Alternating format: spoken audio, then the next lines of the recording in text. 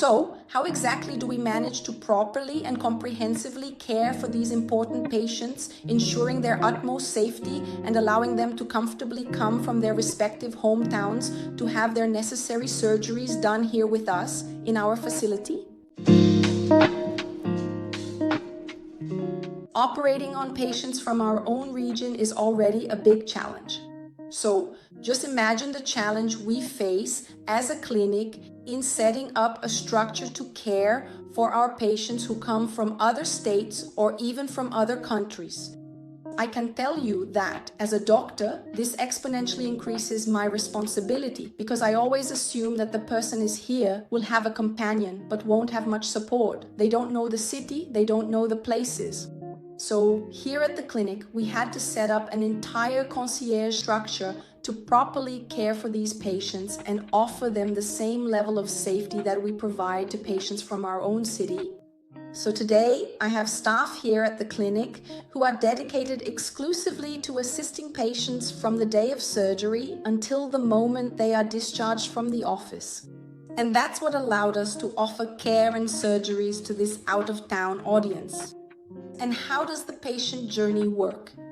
For example, those of you who are watching me and live in other places, today with the internet, we have expanded our reach, and now I often say that the world is our backyard. The sharing of information has grown exponentially, and all of this is a result of the pandemic. This is the legacy that the pandemic has left for medicine here in Brazil. A lot of people might not know this, but even in medicine, the ability for us to consult with patients who aren't physically present in our office was only allowed because of the pandemic.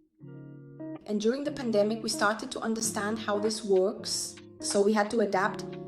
I remember that in the beginning, I did almost all the consultations either by Zoom or Google Meet, those online meeting apps. And most patients ended up asking us to switch to WhatsApp, and when the meeting rooms didn't work out, we would move to WhatsApp. Today, I can say that I do most of my consultations through WhatsApp using my own cell phone. And then we ask patients to fill out a questionnaire, and they send photos that I usually review before the consultations. That's why it's so important for anyone thinking about scheduling a consultation. Whether it's with me or with any colleague who doesn't live in your city, the photos are essential for us to be able to develop our treatment plan.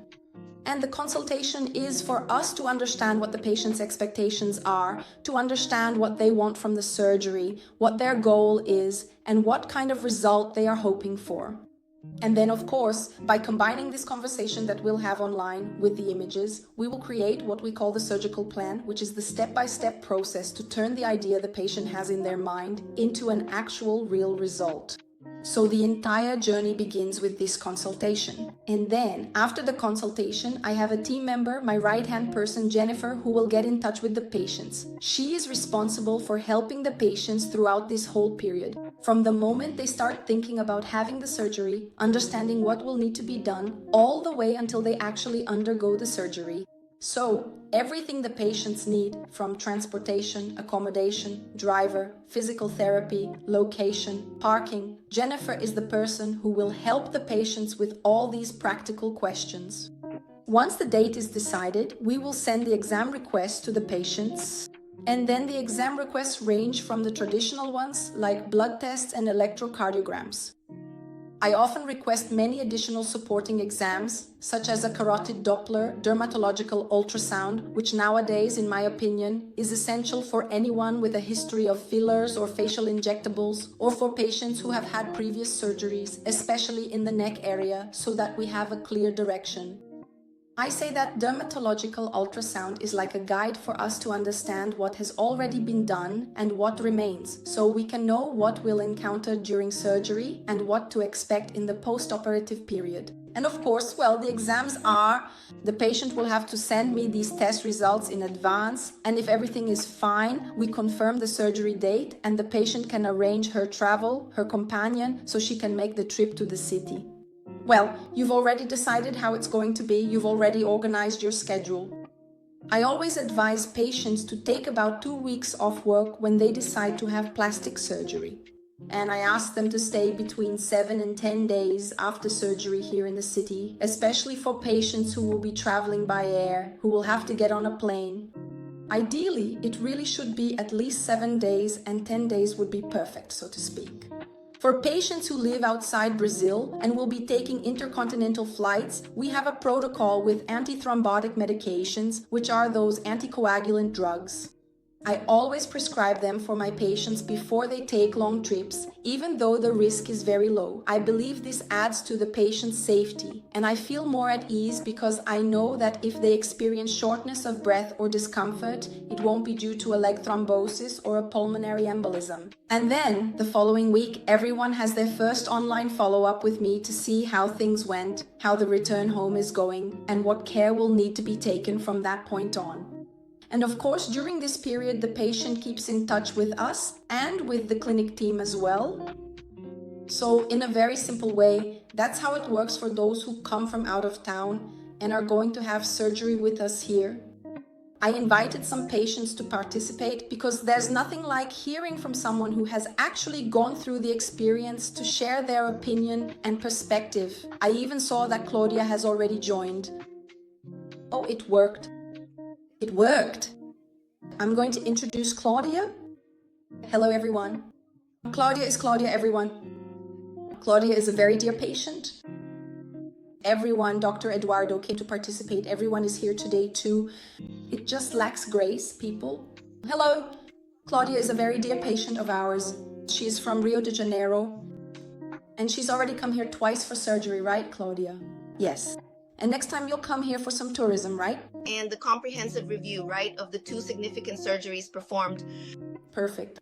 So, Claudia, we invited you to join the live precisely so you could share your perspective as a patient who came from another city to have surgery here, because I believe that your initial doubts from your very first consultation up to the office visit. My first consultation was not online. I'm the kind of person who loves to meet the professional who's going to take care of me. And for me, it has to be face-to-face. So I got on a plane, went to Criciúma, and had my first in-person consultation with Dr. Juni, who gave me her full attention and explained everything. Then I went back home, thought about it a bit more, and decided, you know what, I'm going to do it with Dr. Juni. Oh, and look, my friends called me crazy, like how could I? You leave Rio de Janeiro where there are doctors trained at Ivo Pitangui's clinic, excellent professionals. So I said, no, I think it's about having empathy with the doctor, and I really connected with Dr. Juni and the whole team, and I like the structure they offer patients from the very first consultation to the follow-up and aftercare. And really, you do need to plan ahead. Ideally, as Dr. Juni mentioned, you should have someone with you, and I think that was essential for me. And I decided not to stay in a hotel. I rented an Airbnb because it had a kitchen, so my companion could cook something special for me, and there was a washing machine. I think I felt more at home renting an Airbnb. Besides that, there's all the support from the physical therapy team, which is essential. So the physical therapist would consistently come to my apartment every single day, starting from the very next day after I got back home and continuing diligently until the very last day of my stay. And really, that feeling of being well taken care of is something I didn't experience here in Rio. In Rio, it would have been stressful because of the traffic. You have to travel to the doctor's office because the physical therapist can't always come to your house, and you have to go to the office. There, it's a small town. So you have all of this incredible support, everything you could possibly need readily at hand, and you absolutely do not have to spend countless hours and hours traveling just to be seen by a professional. So that was one of the primary reasons that also truly made me believe, no, I genuinely think this will be a very good choice because it's a precious moment for myself. It's a special moment just for me. So I want to be taken care of 100% of the time, 24 hours a day, for whatever I need. And I received all that support both before, during, and after the surgery with Dr. Juni and her team. Oh, thank you so much. Claudia, I was just telling Eduardo how well you express yourself. You really are. It's like you're my camera. We have a huge sense of closeness. For those who don't know, Claudia is a patient who, as you've already seen, expresses herself very well. She knows how to explain what she wants. She understands things well. She really understood how the process works. So that's what she mentioned about planning ahead, about getting yourself organized. There's a whole level of complexity to it, right, Claudia? For you to get around, buy tickets, get on a plane. So it's just like taking a trip abroad, but if you do things in an organized way, it works, and it works really well. And I tell The patients, whatever you need from us, we're here and available to help. We have specific people here whose job is precisely to provide this support. We know it can be scary, that it brings anxiety, you get butterflies in your stomach, right? yes, yes. And it was really funny because when I went in for my breast surgery, Dr. Yuni did the markings and then asked me to raise my arms, right? And then she looked at me like this. Aren't you nervous? No. Because if it took me a year to decide to have my surgery, why would I be nervous now? She's very calm. Right when she came to do her face, right afterwards? You are already friends with everyone. It seemed like you were just hanging out in your own backyard, right? Sure.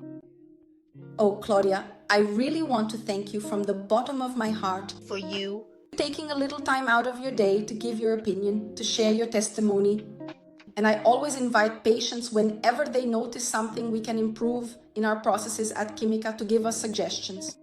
Claudia is very insightful. She gave some suggestions that I found very valuable. She knows what I'm talking about. That's true. And we've already put them into practice. Claudia, look, a big kiss and have an excellent week. Thank you. Thank you so much for taking part. Really, really. And would you like to add anything? I think it's nice that Claudia mentioned the city is smaller, right? And it's easy to get around. Yes. I was thinking about that, in a big city, a capital, getting a placement, we know it's difficult. That's nice. And There are, let me read some other comments. There were patients who couldn't join us on video, but who sent messages, right? Sharing their experiences with Claudia. Doctor, we have a fantastic support structure for patients coming from outside the city. The physical therapy team is also exceptional. Thank you very much, Claudia. So, as both Claudias mentioned, we have a team of physical therapists and nurses who stay in closer contact with the patient after surgery. And all the follow-up care is done at home. The patient really only comes to the clinic for post-op appointments, just like any regular patient from our region. But from nursing care to physiotherapy, we do everything at home. Oh, the Miss Philia. Who has melasma? Does lifting make things worse? No, as a rule, no. guys, if a Pilum chemical is done, Yeah, then you... aggression, a skin, right? Aiming to improve the necklace together. Yes, exactly. Then it can cause a rebound, right? An inflammatory reaction. Yeah. Actually, when we operate on patients who have melasma, who have skin spots, we always follow a skin treatment protocol, right? Tomorrow we're going to operate, as I mentioned to you, on a patient from Pará, and she doesn't have melasma but melanosis on her skin, and we're going to do a protocol for her with nanofat and microneedling to improve her skin quality. So, as a rule, when patients have surgery with us, we do skin treatment to improve the quality of the skin and also to improve the spots. Yeah, I think it could get worse if they added energy. Yes, A laser. laser is not a good option. One, Compelling gimmick either. The best option, really, microneedling, is something fantastic. It's something that is simple and very avoidable, which are small decisions, which simulate collagen and can be done like this with a high phototype, even in black people, that, do not cause pigmentation. And melanofat then, with the regenerative properties of fat, I think the combination is fantastic. yeah. And I tell patients that the miracle, the one who really does it, is the nanofat. Oh, Sandra, I want to do a full facial lift. Did you include the neck and décolletage? Go ahead, Dr. Lado. What do we call a full facial lift? Yes, the full face, which we call the treatment of the forehead, repositioning of the eyebrows. This treatment includes the glabella. We treat the eye area with blepharoplasty, sometimes with skin grafting. The removal of the fat pads, when present, is done via the transconjunctival route. We perform cantipexy. We address the midface with the deep plane technique, which is the method that has won our hearts, right? And the neck, then, depending on the need, from the mildest cases, which would be a platysma plication, to the more advanced cases where we turn the gland, the full face, the complete lift. That's it. It's the upper third, the midface, and the neck. Doctor, do I need to do the dermatological mapping here or can I do it in my city? So for us, it's better if the patient does the dermatological ultrasound in their own city. You don't need to come here beforehand just for that. And then I guide the patients on what to do with each product. However, it's very common, more than I would like actually, for patients to arrive here on the eve of the procedure and still have product residue. And then as soon as the patient arrives, we remove it, we solve the problem right away. The important thing is to go into surgery without any product. And ideally, you should do this removal 15 to 30 days beforehand, okay? Look, Swane, what does hand rejuvenation involve? Filling with fat or nanofat or a biostimulator. So depending on each patient's needs, we do all of that together and sometimes even more.